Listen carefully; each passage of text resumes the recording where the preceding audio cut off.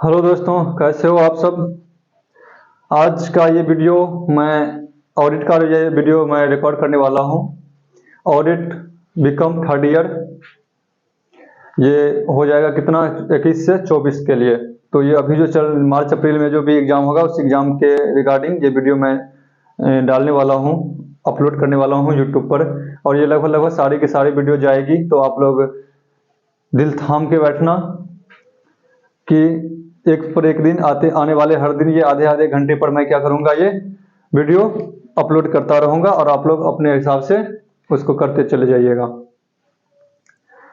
तो बिना कुछ देरी किए एक छोटे से लाइन के साथ मैं आगे बढ़ता हूँ। कहता है, सफ़र में धूप तो होगी, सफ़र में धूप तो होगी, तुम निकल सको तो चलो। सफ़र में धूप तो होगी, तुम निकल सको तो चलो। सभी खड़े हैं धूप में, तुम निकल सको तो चलो। किसी के लिए राहें कहाँ बदलती है, किसी के लिए राहें कहाँ बदलती है, तुम अपने आप को ही बदल सको तो चलो। तो हमें अपने आप ही रास्ता बदलना पड़ेगा, मतलब रास्ता खोजना पड़ेगा। तो इन्हीं दो शब्दों के साथ मैं आगे बढ़ता हूँ। ये पहला ऑडिट का ये पहला ही चैप्टर है, origin and growth of auditing. Origin and growth of auditing मतलब अंकेक्षण की उत्पत्ति एवं विकास।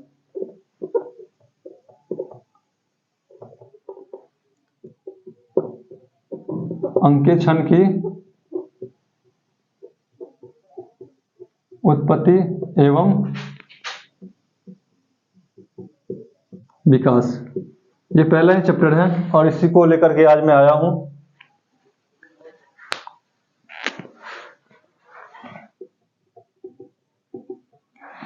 ओरिजिन एंड ग्रोथ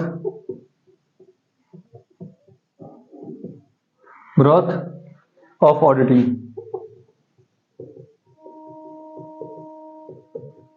ठीक है, तो चलते हैं इसी को लेकर के। तो थोड़ा एक बेस क्रिएट करते हुए इस चीज को मैं लिंक करूंगा और फिर आगे हम लोग चलते चले जाएंगे। तो कहते हैं ओरिजिन एंड ग्रोथ, मतलब ये जो अपना ये ऑडिटिंग पेपर है ना, ये ऑडिटिंग पेपर पूरा थ्योरिकल पेपर है। एक बेस आप पहले ये मेरे आप देख लीजिए कि सारा का सारा क्या है, थ्योरी पेपर है, कंप्लीटली थ्योरी पेपर। तो कहते हैं ओरिजिन मतलब ऑडिटिंग कहाँ से आया, कैसे क्या हुआ, कैसे कैसे हम मतलब ये विकसित हुआ। तो इन सब चीज़ों को पहले आने से पहले मैं कहाँ चला जाना चाहता हूँ कि आप पहले अपने पूर्वज के उस टाइम उस जमाने की बात करते चलो कि हम धीरे धीरे कैसे हम पहले सभ्य हुए, फिर मेरे को क्या क्या चीज़ की महसूस हुई और धीरे धीरे वो चीज़ अपने आप बनती चली गई। तो थोड़ा और पीछे चलूँ तो सबसे पहले अपने लोग आदिमानव टाइप ऐसा कुछ थे, जंगल भटकना उटकना ऐसा कुछ अपने लोगों का चलता रहता था। फिर उससे विकसित हुआ तो थोड़ा हम लोग पेड़ पौधे लगाना सीख गए। तो जब पेड़ पौधे लगाने सीख गए तो फिर क्या हो गया, अकाउंटिंग या अकाउंटिंग का हो सकता है वहाँ पे उद्भव विकास हुआ होगा, हमको जरूरत पड़ी होगी। मान के चलिए उस टाइम में ऐसा जमाना था कि जैसे अपने लोग मान के चलो कोई मोबाइल है, मोबाइल को खरीदारी छोड़ दो, कोई भी फल है तो फल को नाम तो लोग जानते नहीं थे कि कैसे उसका नाम क्या है। जैसे अपने लोग सेब या केला ऐसा कुछ भी, वो तो जो इसका नाम पता ही नहीं था। तो वो लोग क्या करते थे, कोई पत्थर का टुकड़ा का एक आकृति बना लेते थे और जो कि वो आकृति क्या करता था, उस विशेष चीज को रिप्रेजेंट करता था। तो इस हिसाब से मतलब वो चीज हो गया। फिर उसके बाद जब उत्पादन होना शुरू हो गया तो हम लोग कहाँ पे चले आए, खेती पे चले आए, खेती करना शुरू करे। फिर राजा महाराजा वाले टाइम पे आ जाओ तो उस टाइम में क्या हुआ, अपने लोगों से कर वसूला जाता था, किसान से कर वसूला जाता था और वो कहाँ पे जाता था, उसके भंडार गृह में जाता था। तो उस हिसाब से सारी देश की प्रथा, जैसे आपने अभी इनकम टैक्स लेते हैं ना, गवर्नमेंट अभी क्या लगती है, अपना कृषि वाला को तो छोड़ रखा है, बट गवर्नमेंट को तो अल्टीमेट इनकम जा रहा है, वो कहाँ से जाता है, इनकम टैक्स से, इनडायरेक्ट टैक्स से। तो ये सब चीज चली थी, मतलब अभी चल रही है। लेकिन हम आते हैं कि ऑडिटिंग का विकास कैसे हुआ, तो इन चीजों पर, और ये कहाँ से देखने को मिली। तो सबसे पहले ऑडिटिंग से पहले तो अपना अकाउंटिंग चलता है, जो अकाउंटिंग आप पढ़ चुके होंगे पहले भी, और ये आपका नया रहने वाला है। तो पहले अकाउंटिंग होती है, फिर ऑडिटिंग, और उससे पहले भी पुस्तपालन, बुक कीपिंग के बाद अकाउंटिंग और अकाउंटिंग के बाद ऑडिटिंग। तो ये सबसे बाद वाली प्रोसेस है। अगर ये फ्लो अगर देखें तो इसमें सब क्या है, सबसे बाद वाली क्या है, अपना ये ऑडिटिंग। तो थोड़ा इसके हिस्ट्री पर चलते हैं। तो हिस्ट्री पे चलते हैं। अगर आपको इसकी कोई बुक चाहिए या कोई पीडीएफ चाहिए तो आप मेरे को बता देना। वैसे ये बुक मैं एक बार ऑडिटिंग का बुक है, आप मेरे को पूछ लेना कमेंट बॉक्स में डाल करके, या फिर आप मेरे को नंबर मेरा ये रहा, आपका ना देख लो क्या है ये 7011013929 और दूसरा 8816872887। तो ये सब अगर आपको चाहिए, अगर कोई बुक का नाम प्रेफर करना है ऐसा कुछ, तो आप मेरे से ये इस नंबर पे आप मेरे को व्हाट्सअप करके आप पूछ सकते हो। तो चलते हैं हम। कहते हैं अंकेक्षण की उत्पत्ति कहाँ से हुई। कहते हैं अंकेक्षण की उत्पत्ति कब और कैसे हुई, इस प्रश्न का निश्चित जवाब देना वस्तुतः एक कठिन काम है। फिर भी यह अवश्य कहा जा सकता है कि जब कभी भी तथा जिस किसी भी आर्थिक, सामाजिक, राजनीतिक तथा व्यावसायिक व्यवस्था में सार्वजनिक कोष के निर्माण तथा उसके व्यय की बात सोची गई होगी, तो अंकेक्षण की उत्पत्ति भी उसी समय के साथ हुई होगी। मतलब ये भी प्रिडिक्शन ही लगा रहा है, इसके पास प्रॉपर नहीं है, आइडिया नहीं है कि ऑडिटिंग कहाँ से चली। तो हम भी वही प्रिडिक्शन ही लगा रहे हैं कि ऑडिटिंग कहाँ से चली होगी। मान के चलिए हम लोग सबसे पहले खेती करना सीखे, तो खेती करने के टाइम में क्या हुआ होगा, अब भंडार तो हो गया, लेकिन उसमें अगर कुछ चोरी हो गया जा रहा हो या कुछ ऐसा हो रहा हो तो एक आदमी को बिठाते होंगे, तो हो सकता है थोड़ा थोड़ा वहीं से चालू करना हो गया हो। तो ये सब तो क्योंकि बुक में भी ऐसा कुछ क्लियर मैसेज नहीं है कि इसकी उत्पत्ति कहाँ से हुई। जिस किसी भी आर्थिक, सामाजिक, राजनीतिक तथा व्यावसायिक व्यवस्था में सार्वजनिक कोष के निर्माण तथा उसके व्यय की बात सोची गई होगी, अंकेक्षण की उत्पत्ति भी उसी के हिसाब से हुई होगी। अंकेक्षण का प्रारंभिक रूप हमें आधुनिक संगठित लेखांकन प्रणाली के आने से पूर्व मिस्र, रोम या ग्रीस के साम्राज्यों के समय राज्य के बही खातों के हिसाब किताब की जांच की प्रथा के रूप में मिलता है। क्या बोला कि जो भी हिसाब किताब हुआ ना, उस हिसाब किताब का तो जांच करना चाहिए। कोई राजा थे, अब राजा मान के चलिए क्या होता है कि आप काम करते जाते हो, लेकिन काम की जांच भी तो होनी चाहिए। तो वो जांच जो हम करते हैं ना, वो ऑडिटिंग के अंतर्गत आता है।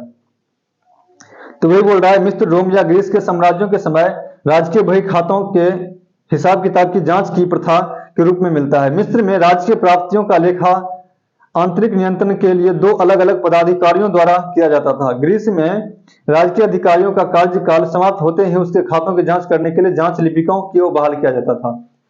तो ये क्या बोल रहा है, आप मान के चलिए पूरे साल आपने काम करा, काम करने के बाद क्या हुआ, जैसे ही वो साल खत्म हुआ तो आपको क्या करना, वो दूसरे आदमी को फिर लगा दिया जाता था कि आप इसको चेक करो कि कहीं पे कुछ गलतियां तो नहीं हो रही है, और गलतियां हो रही है तो रीजन क्या है। तो ये सब जांच करने के लिए उसको लगा दिया जाता था। अलग अलग 2 पदाधिकारियों द्वारा किया जाता था ये जांच, अलग अलग पदाधिकारी द्वारा करते थे। ग्रीस में राजकीय अधिकारियों का कार्यकाल समाप्त होते ही उसके खाते की जांच करने के लिए जांच लिपिकों को बहाल किया जाता था। रोम में राजकीय व्ययों एवं आयों के लिए आदेश देने हेतु अलग अलग व्यक्ति तथा वास्तविक प्राप्तियों एवं भुगतानों के लिए अलग अलग व्यक्ति नियुक्त किए जाते थे। वस्तुतः लेखांकन की आवश्यकता के साथ साथ अंकेक्षण की आवश्यकता का उत्पन्न होना स्वाभाविक ही है। मतलब जैसे जैसे जरूरत महसूस हुई, पहले लेखांकन आया, फिर लेखांकन के बाद हम क्या करें, जरूरत पड़ी कि इसकी जांच भी हो। जो भी डाटा हम मतलब जो भी बना रहे हैं, आप बैलेंस शीट बना रहे हो, अभी के सिचुएशन में जो आप बैलेंस शीट ट्रेडिंग पीएल जो बना रहे हो, तो उस ट्रेडिंग पीएल को क्या होना चाहिए, जांच भी तो होना चाहिए कि एक्चुअल में वो सही बना है कि नहीं। क्योंकि घपले तो भाई होते ही रहेंगे, अब हो जाते हैं, करने वाला कर ही लेता है। तो अगर जांच नहीं करोगे तब तो फिर ऐसे ही और भी ये बढ़ता ही चला जाएगा। तो उस जांच को, उस गलतियां को रोकने के लिए, जो भी मतलब गलतियां हो रही है बिजनेस में, उसको रोकने के लिए हम क्या करते हैं, ऑडिटिंग करते हैं। ठीक है, चलते हैं आगे। आवश्यकता उत्पन्न होना स्वाभाविक है। यही कारण है कि प्राचीन भारत में भी लेखा परीक्षण की किसी न किसी प्रकार की प्रथा अवश्य प्रचलित थी। अब जैसे ये एग्जाम्पल दे रहे हैं इन्होंने, क्या एग्जाम्पल दे रहे हैं कि वाल्मीकि रामायण का एग्जाम्पल दे रहे हैं। ये वाल्मीकि रामायण के अयोध्या कांड के 100वें सर्ग में जब भरत जी रामचंद्र जी से मिलने गए थे और श्री राम ने भरत से आमदनी और खर्च का ब्यौरा पूछा, यह इस बात का प्रतीक है कि उस समय भी लेखांकन और लेखांकन परीक्षण की कोई न कोई प्रथा उपलब्ध थी। मतलब क्या बोला कि उस टाइम में, मतलब रामचंद्र जी, ये तो आप लोगों को पता ही होगा कि रामचंद्र जी जब चले गए थे, मतलब वन को राम जी को मतलब लेने चले गए थे, तो उस टाइम में रामचंद्र जी ने भरत जी से ये पूछा था, तो कि बुरा पूछा था कि कैसे क्या चल रहा है ये सब सारा कुछ। तो वहां भी कोई ना कोई प्रथा होगी ऑडिटिंग की, बट उसका नाम हो सकता है कुछ अलग हो उस टाइम पर, कुछ और नाम से हम जानते हो, लेकिन धीरे धीरे अब ऑडिटिंग का रूप ले लिया है। ठीक है, चलते हैं। यह इस बात का प्रतीक है कि उस समय भी लेखांकन और लेखा परीक्षण की कोई प्रथा अवश्य उपलब्ध थी। महाभारत में युधिष्ठिर ने अपने भाई नकुल को आदेश दिया कि वह फौज के हिसाब किताबों को देखे और जांच करे। तो यहाँ पर वही बात है, यह भी किसी न किसी लेखा परीक्षण विधि और की ओर इंगित करता है। कौटिल्य ने सरकार के बड़े छोटे लेखों को वर्गीकृत किया था। कौटिल्य कौन था? अपने देश में चंद्रगुप्त मौर्य के नाम आपने सुना होगा। चंद्रगुप्त मौर्य के दरबार का एक महामंत्री था कौटिल्य। तो कौटिल्य ने सरकार के बड़े और छोटे लेखों का वर्गीकृत किया था तथा 40 प्रकार के कपट और गबन मतलब फ्रॉड और एरर का वर्णन किया था। मौर्य काल में मुख्य लेखापालक का कार्यालय पूर्ण सुसंगठित था। गुप्त काल में लेखांकन एवं अंकेक्षण की व्यापक व्यवस्था थी। मुगल साम्राज्य में भी लेखांकन एवं अंकेक्षण के प्रति राजाओं ने विशेष रुचि ली थी, किंतु इसका मुख्य संबंध राज्य के आय व्यय से था। मतलब सामान जो भी राजा के कोष में गया, उस कोष को क्या करना था? सही से रखना था। उसमें कोई घपला तो नहीं हुआ है, कोई गबन फ्रॉड तो नहीं हुआ। यहाँ पे हम कौन सा वर्ड यूज करते हैं? कपट और गबन का वर्ड यूज करते हैं। तो ऐसा कुछ तो नहीं हुआ। तो इस तरीके से वहां पर भी ये ऑडिटिंग किसी न किसी रूप में था। नाम हो सकता है कुछ अलग हो, बट ऑडिटिंग किसी न किसी रूप में वहां पर भी था। इस प्रकार यह स्पष्ट होता है कि लेखाक्रम तथा अंकेक्षण की प्रणालियों की उत्पत्ति बही खाता की दोहरी लेखा प्रणाली के विकास से बहुत पूर्व ही राजकीय आय व्ययों के संदर्भ में हो चुकी थी। तो अकाउंटिंग से पहले ही लेखाक्रम, तो ये क्या था? ये हो गया था। लेखाक्रम तथा अंकेक्षण की प्रणाली की उत्पत्ति बही खाता की दोहरी लेखा, मतलब दोहरी जो अपना 1494 लुकास पेसियोली जी वाला चल रहा है 1494 का, तो उससे पहले ही ये कुछ न किसी रूप में लेखांकन और ऑडिटिंग ये दोनों किसी न किसी रूप में पहले भी था। अब बात करते हैं लेखा प्रणाली के विकास के पूर्व बहुत ही राजकीय आय व्ययों के संदर्भ में हो चुकी थी। विद्वानों के मतानुसार अंग्रेजी का शब्द ऑडिट, जिसका हिंदी पर्यायवाची अंकेक्षण है, लैटिन भाषा के ऑडेयर ADUIRE क्या से निकला है? ये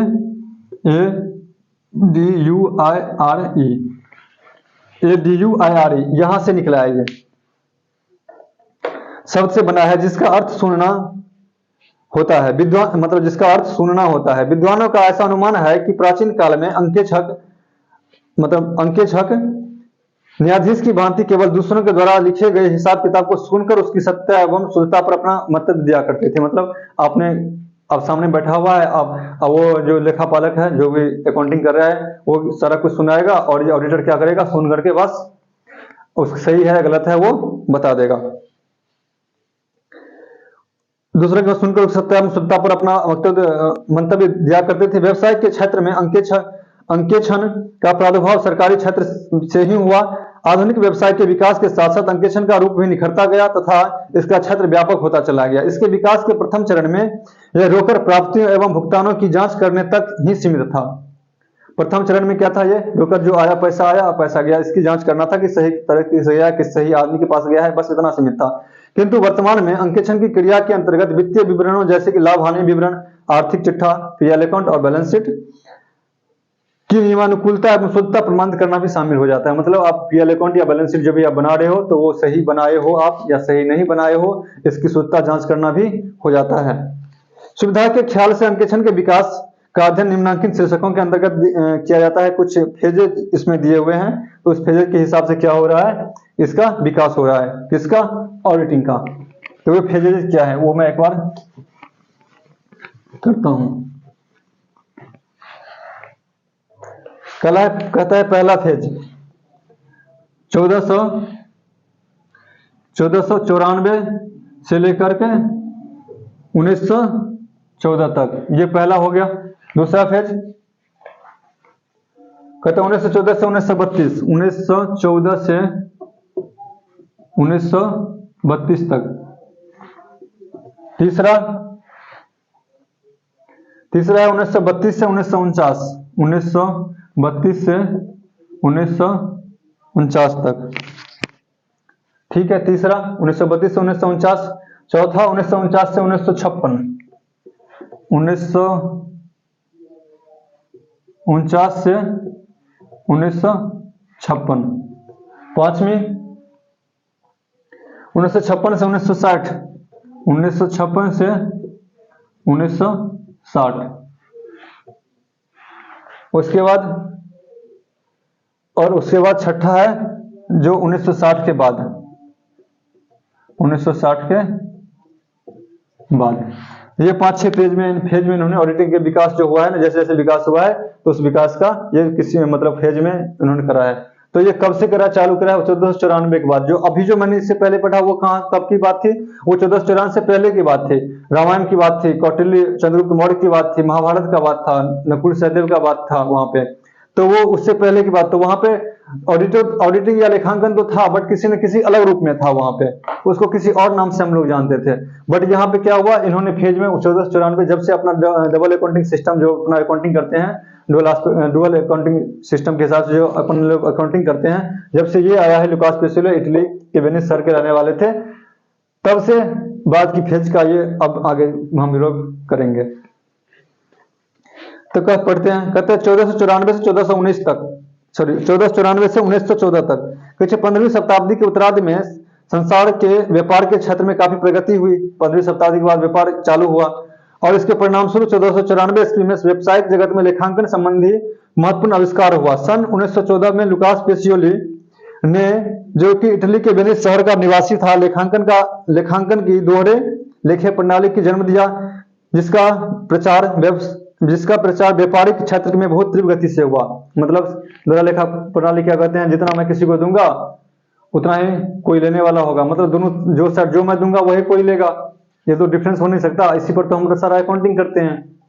तो वही बात था, उसके उन्होंने जन्म दिया। मतलब उसके बारे में कहा जाता है कि 1914 में लुकास पेसियोली, 1914 नहीं है भाई, ये इसमें गलती मेरे को लग रहा है, 1914 ये 1494 होगा ये।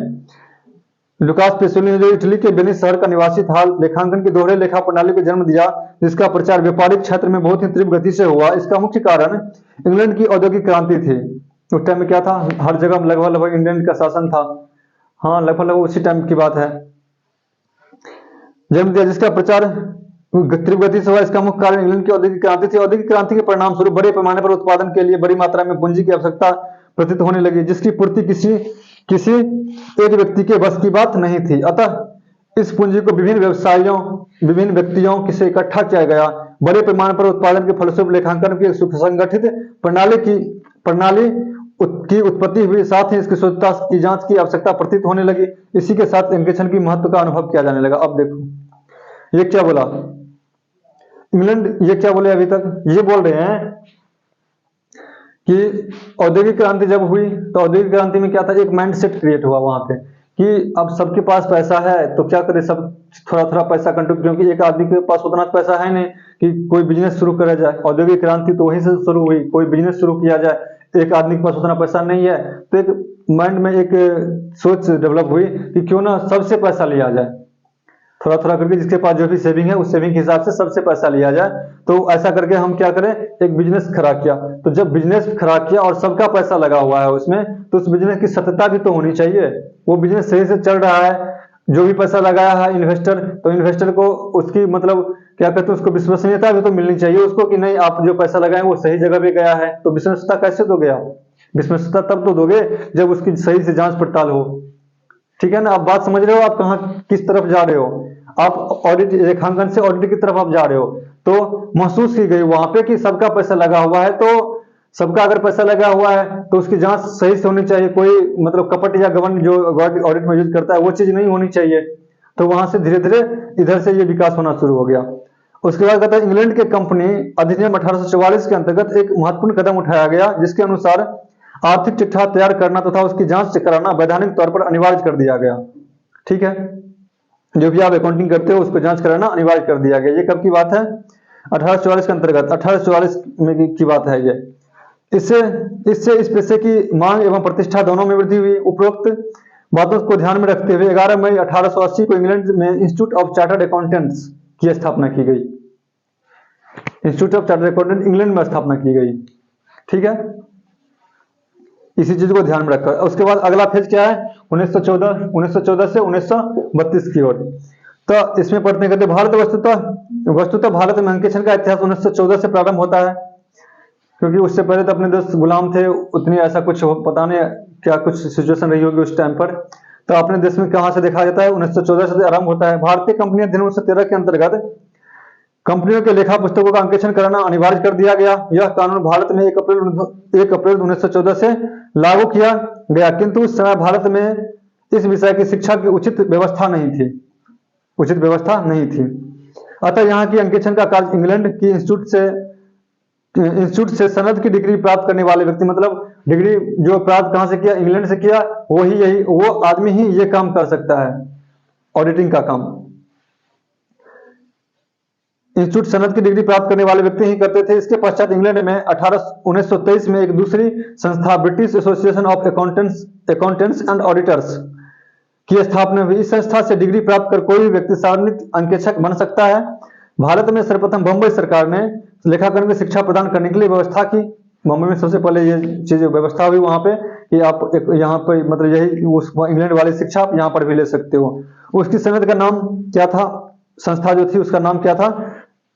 GDA और गवर्नमेंट डिप्लोमा इन अकाउंटेंसी, ये संस्था का नाम था, रखा गया। उस संस्था को प्राप्त करने के बाद कोई भी व्यक्ति भारत के किसी भाग में अंकेक्षण नियुक्त किया जा सकता है, किंतु इस पर केंद्र सरकार का कोई नियंत्रण नहीं था। केंद्रीय सरकार का कोई नियंत्रण नहीं था। आप वो इंस्टीट्यूट से अपना डिग्री लो और डिग्री के बाद क्या करो, आप कहीं भी ओपन मतलब ऑडिटिंग कर सकते हो। उसके बाद सन 1932 से 1949 तक, कहते सन 1932 के बाद GDA का मतलब गवर्नमेंट डिप्लोमा इन अकाउंटेंसी पर केंद्र सरकार का पूर्ण नियंत्रण हो गया। कब से? 1932, उससे पहले नहीं था। तथा 1932 में ही ऑडिटर सर्टिफिकेट रूल्स बनाए गए तथा इसके अनुसार रजिस्टर्ड अकाउंटेंट्स की उपाधि निर्गत की जाने लगी। मतलब उसके बाद क्या डिग्री दिया जाने लगा और रजिस्ट्रेशन आपको क्या करना पड़ेगा? गवर्नमेंट के अंतर्गत करना पड़ेगा आपको। इसके पश्चात अंकेक्षकों की योग्यता निर्धारित करना, उसमें नियमित करना तथा संबंधित अन्य समस्त कार्यों का निष्पादन करना केंद्र सरकार के हाथ में आ गया। सारा सिचुएशन कहां पे आ गया? केंद्र सरकार के हाथ में आ गया। पुनः इंडियन अकाउंटेंसी बोर्ड की स्थापना की गई, जिसका मुख्य उद्देश्य भारत सरकार को आवश्यक सूचना देना था। इंडियन अकाउंटेंसी बोर्ड की स्थापना किया गया, जिसके जो भी महसूस होगी वो भारत सरकार को क्या करेगा? उसकी सूचना देगा। उसके बाद चौथा फेज आता है कब? 1949 से 1956 तक। कहता है सन 1949 में चार्टर्ड अकाउंटेंट्स अधिनियम, जो कि अभी अपने देश में वही चल रहा है, चार्टर्ड अकाउंटेंट अधिनियम 1949 बनाया गया, जो 1 जुलाई 1949 को लागू हुआ। 1 जुलाई को ये लागू हुआ था। इस अधिनियम में कई बार संशोधन किए गए, जिसमें से 1959, 1964, 1982 में इसका संपूर्ण संशोधन किया हुआ है। वर्तमान में सभी अंकेक्षण संबंधी नियम इसी अधिनियम के अंतर्गत बनाए जाते हैं। आगे चलकर इसी अधिनियम के आधार पर भारतीय चार्टर्ड लेखापाल संस्था की स्थापना की गई। अब भारत में सार्वजनिक अंकेक्षण बनने के लिए इसी संस्था के नियमों के अनुसार परीक्षा पास करनी पड़ती है और चार्टर्ड अकाउंटेंट्स का प्रमाण पत्र प्राप्त करना पड़ता है। तो ऑडिटिंग अब कहां पर चली आई? एक चार्टर्ड अकाउंटेंट्स जो अपने देश में अभी बॉडी है, जिसका स्थापना कब हुआ था? 1 जुलाई 1949 को हुआ था और तब से अभी तक चली आ रही है। इसमें बहुत सारे जांच पड़ताल हुई, मतलब बहुत सारे क्या हो गया, इसमें अमेंडमेंट होता चला गया समय समय पर। उसके बाद सन 1956 से 1960 तक अंकेक्षण के विकास के महत्व के संबंध में 1956 का महत्वपूर्ण स्थान था, क्योंकि पुराने कंपनी अधिनियम 1913 को समाप्त कर 1 अप्रैल 1956 को एक विस्तृत कंपनी अधिनियम बनाया गया। मतलब 1913 में था पहले, उसके बाद 1956 में आया, ये बनाया गया। इस अधिनियम के अंतर्गत अंकेक्षकों के दायित्व और भी व्यापक हो गए। और उसके बाद 1960 के बाद कहते कंपनी अधिनियम 1956 में अनेक महत्वपूर्ण संशोधन कर दिए गए। यही कारण है कि अंकेक्षण के दृष्टिकोण से यह वर्ष अधिक महत्वपूर्ण माना जाता है। ये संशोधन 1960, 1965, 1969, 1971, 1974, 1977, 1978, 1979 और 1980, 82 और 88 में किए गए। इतने सारे उसमें संशोधन किए गए। इन संशोधनों से अंकेक्षकों के दायित्व काफी बढ़ गए। अब लागत लेखों का भी अंकेक्षण होता था। 1964 में चार्टर्ड अकाउंटेंट्स रेगुलेशन भी पास किए गए। इस रेगुलेशन में भी अनेक बार संशोधन किया जा चुका है। ठीक है, तो ये आपकी छठी फेज थी। भारत में अंकेक्षण से संबंधित महत्वपूर्ण अधिनियम क्या सब है? कंपनी अधिनियम 1956, और अभी ये कौन सी चल रही है? कंपनी अधिनियम 1956 में, उसके बाद 65, 74, 75, 77, 78, 79, 80, 82, 88 और अभी कौन सी चल रही है? ये संशोधित किया गया था इस टाइम पर, बट अभी जो कंपनी एक्ट चल रही है वो कब चल रही है? कंपनी एक्ट 2013 चल रही है। उसके बाद चार्टर्ड अकाउंटेंट अधिनियम 1949, चार्टर्ड अकाउंटेंट्स रेगुलेशन संशोधित 1980 और 1982, 1983, cost and work accountants act 1959, लागत अंकेक्षण अधिनियम 1970, the controller and auditor general अधिनियम 1969, भारत के ऑडिटर जनरल द्वारा प्रचालित अंकेक्षण कोड और अंकेक्षण के संबंध में न्यायाधीशों के निर्णय, ये सारे चीज जो भी अधिनियम था इससे संबंधित रिलेवेंट अधिनियम है। उसके बाद कहते हैं अंकेक्षण की आवश्यकता में वृद्धि क्यों। कहते हैं अंकेक्षण की जरूरत क्यों महसूस हुई। हमने अभी क्या करा कि अंकेक्षण कहाँ से आई, कैसे इसका उद्भव हुआ, फिर अपने देश में कहाँ से आई, और एक्चुअली अंकेक्षण कब से मतलब अगर औद्योगिक क्रांति के बाद से अंकेक्षण को अक्सर ज्यादा महसूस किया जाने लगा। पहले जमाने में जो रामायण महाभारत या फिर उससे पहले जो भी था वहां पे कुछ और बातें उसको बोला जाता था, किसी और नाम से जाना जाता था। बट अब क्या हो गया, अब जब औद्योगिक क्रांति आई 1494 के बाद डबल अकाउंटिंग सिस्टम अपना आ गया, और क्या करें कंपनी का एक कंसेप्ट आया माइंड में कि हम लोग क्या करें सारे सब मिल करके एक कुछ काम शुरू करें। ये कंसेप्ट आया तो उसमें सबकी पैसा लगा, तो वहां पर क्या हुआ, सबका अगर पैसा लगा तो सब उसको विश्वसनीयता चाहिए कि मैं पैसा लगा रहा हूँ वो सही यूज हो रहा है कि नहीं हो रहा है, उसको रिटर्न मिलेगा कि नहीं मिलेगा। तो वहां पर क्या हुई मेरे को मतलब अपने आप में इस कहाँ क्या महसूस हुई, यहाँ पे ऑडिटिंग महसूस हुई, मतलब उसका सही से जांच पड़ताल करना, ये चीज महसूस हुई। अब बात आती है अंकेक्षण की आवश्यकता में वृद्धि क्यों, मुझे वृद्धि दिन पर दिन वृद्धि क्यों होता चला गया। तो पहला है कहते हैं औद्योगिक क्रांति। अब रीजन है ये क्या सब है, इसको मैं एक बार मिटा रहा हूं।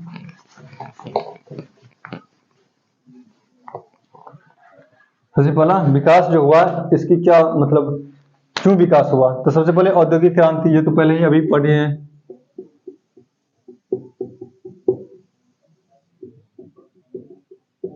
औद्योगिक क्रांति। दूसरा कहते हैं व्यवसाय के सामाजिक उद्देश्य।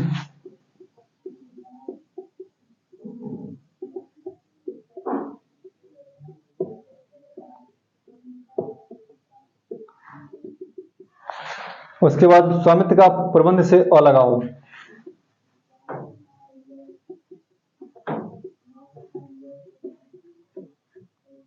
प्रबंध से अलगाव। उसके बाद न्यायालयों के निर्णय।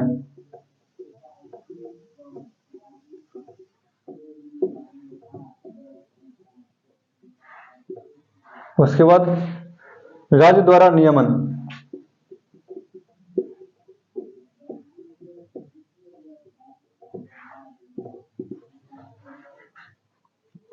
पैसे का नियमन।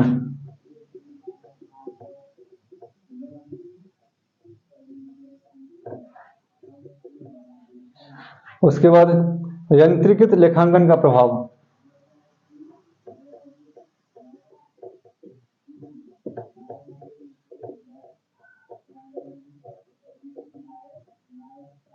ठीक है, ये 6 और 7 यंत्रीकृत 8 हो गया ना, ये कोई छोड़ दिया तो मैंने नहीं,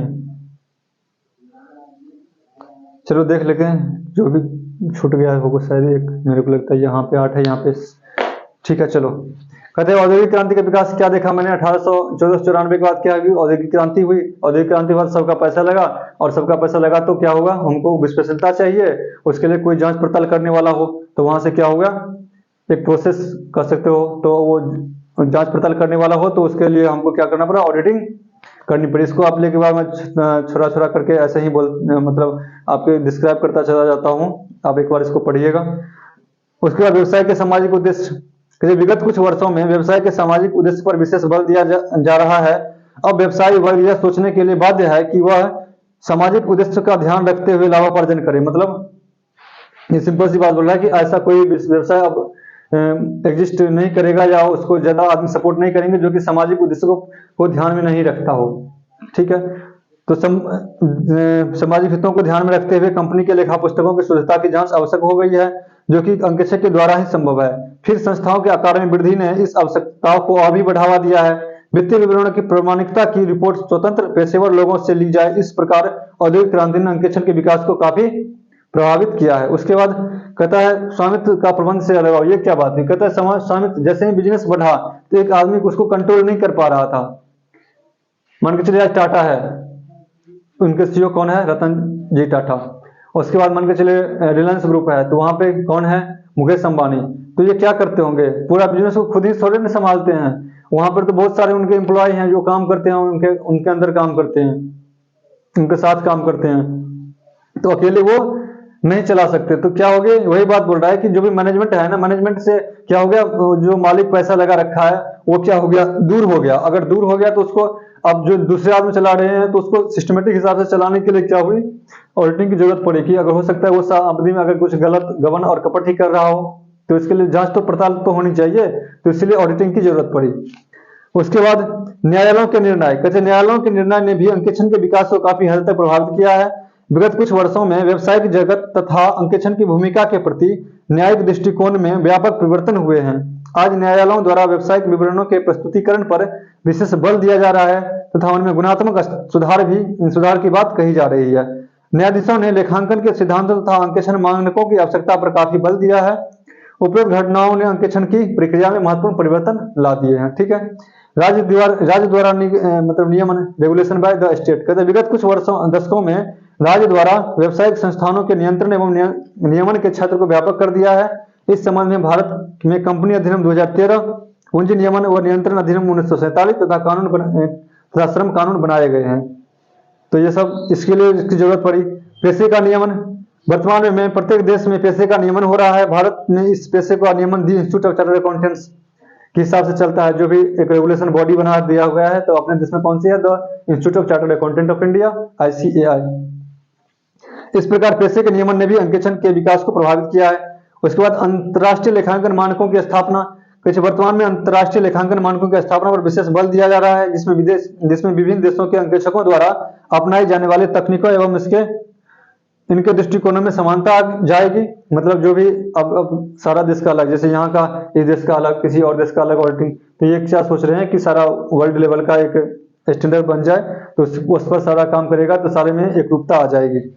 उसके बाद यंत्रीकरण लेखांकन का प्रभाव कहता है कि अब अकाउंटिंग में क्या हो गया, बहुत सारे मतलब हम क्या हो गया, मानव थोड़ा अलग और थोड़ा मतलब टेक्नोलॉजी आ गई है, तो उसका लिए प्रभाव करने के लिए क्या हो गया, ऑडिटिंग की जरूरत पड़ने लगी।